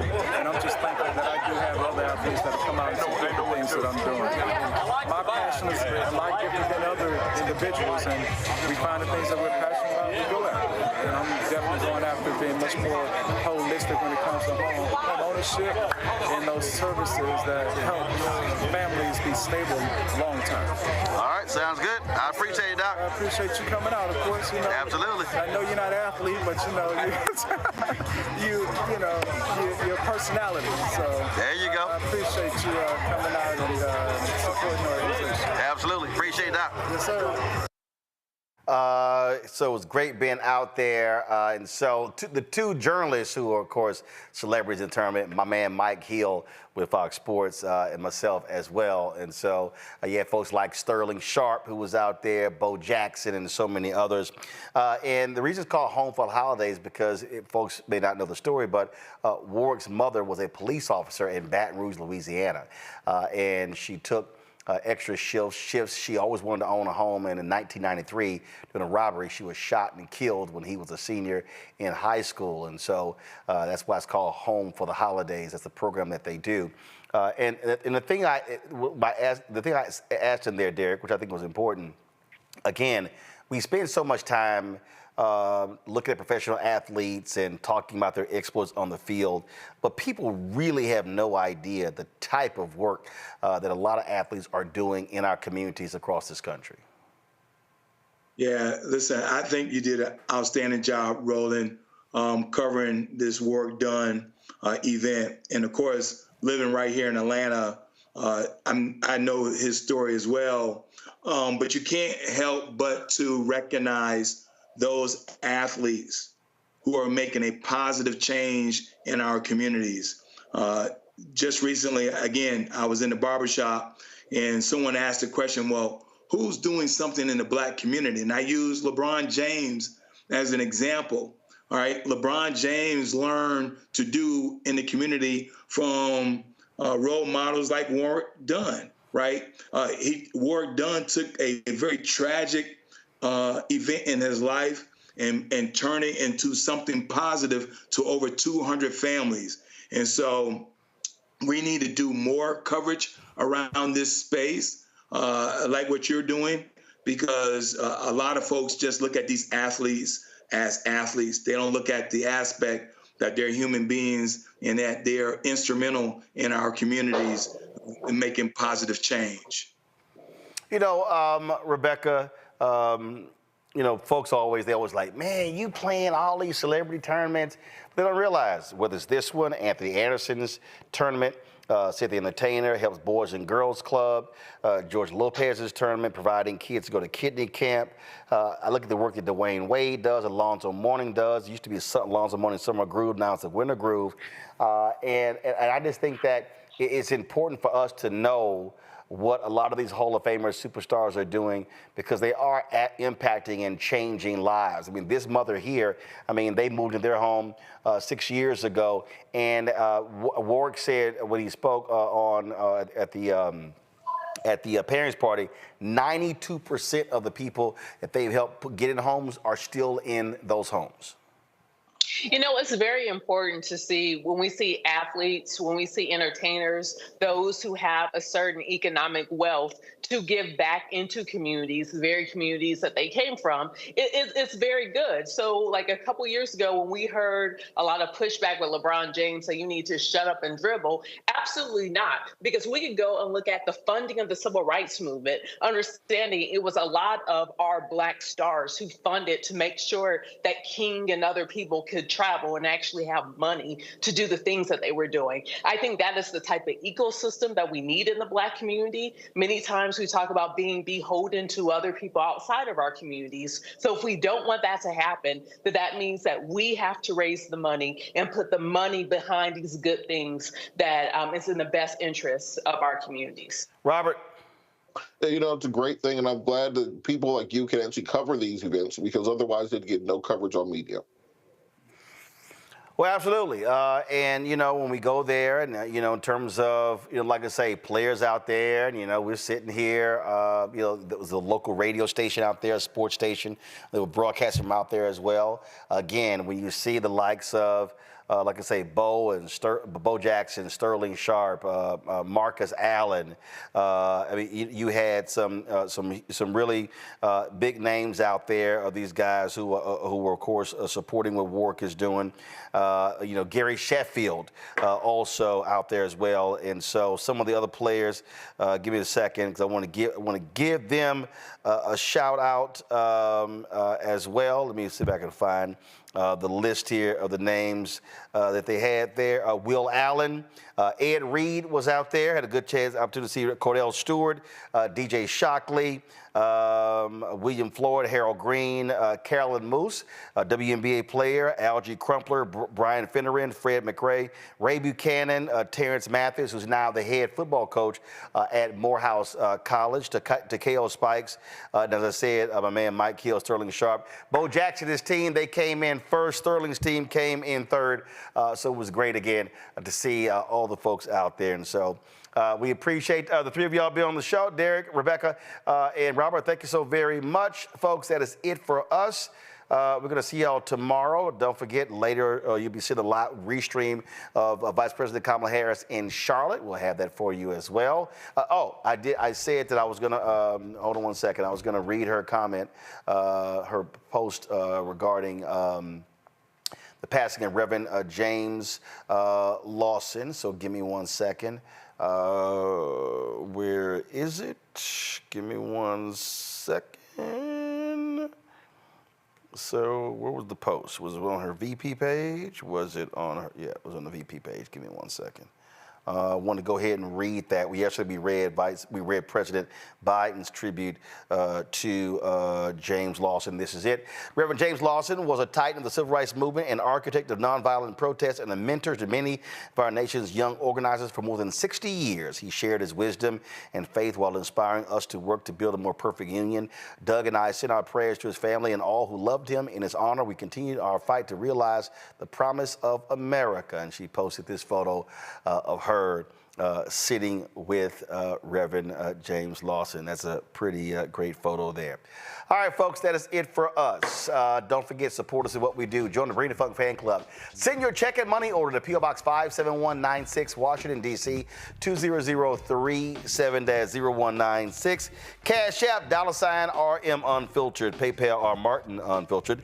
Venmo is RM Unfiltered. Zelle, Roland at RolandSMartin.com. Roland at RolandMartinUnfiltered.com. Download the Black Star Network app, Apple phone, Android phone, Apple TV, Android TV, Roku, Amazon Fire TV, Xbox One, Samsung Smart TV. YouTube folks, y'all messing around. We should be at 1,000 likes. We're 70 away. Hit the damn like button before y'all sign off. Y'all been commenting for the past 2 hours. Hit the like button. Again, download the Black Star Network app, Apple phone, Android phone, Apple TV, Android TV, Roku, Amazon Fire TV, Xbox One, Samsung Smart TV.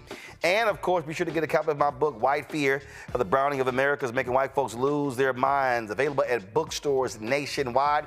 Ben Bella Books, Amazon, Barnes & Noble, IndieBound, Bookshop, Chapters, Books A Million, Target. Download your copy on Audible. Folks, I'll see y'all tomorrow. Holla!